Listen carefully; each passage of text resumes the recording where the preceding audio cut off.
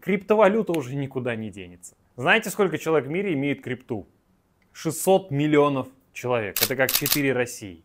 А если взять топ-500 крупнейших компаний, 80% из них внедряют технологию блокчейн в свои инструменты работы. В России этот процесс тоже идет полным ходом. Ну и наверняка вы знаете про биткоин, который за последнее время, всего за 5 лет, вырос с 500 тысяч рублей до 8 миллионов рублей за единицу. Цифровое золото, которое защищает от инфляции и сегодня уже является средством накопления.